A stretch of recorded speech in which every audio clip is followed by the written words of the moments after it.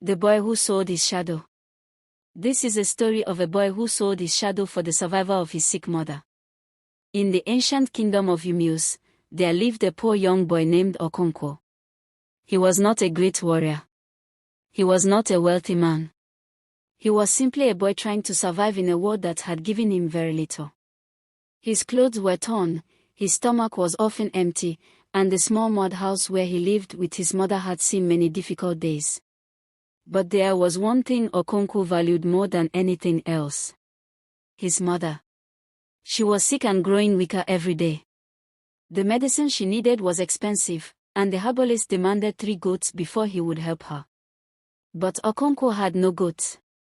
He had no money. He had nothing except hope. Every morning, he searched for ways to help his mother. Every evening, he returned home with the same painful truth: he was still unable to save her. One evening, as the sun slowly disappeared behind the trees, Okonkwo walked toward the edge of the forest. His heart was heavy with worry. That was when he saw someone standing among the trees. A stranger. The man was tall and covered in a black robe. His face was hidden beneath a dark hood, and there was something unusual about his presence. It felt as if the forest itself had become silent because he had arrived. The stranger looked at Okonkwo and spoke. He knew about the boy's sick mother. He knew about his struggles. And he offered a solution. He promised Okonkwo 3 goats. He promised him a farm. He promised him a beautiful house with a red roof. Everything the poor boy had ever dreamed of.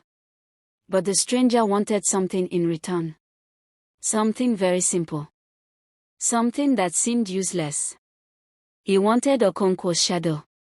At first, Okonkwo thought it was a joke. A shadow was only darkness that followed him wherever he went. What value could it possibly have? But then he remembered his mother lying weakly on her mat. He remembered the empty cooking pot. He remembered the medicine she needed. And without thinking for long, Okonkwo accepted. The stranger smiled. He raised his hand and the forest became strangely quiet.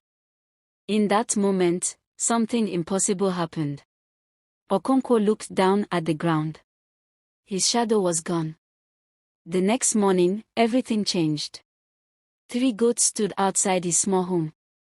A bag of money rested beside his door. The medicine was bought, and his mother slowly began to recover. The villagers were amazed. They believed Okonkwo had received a blessing from the spirits.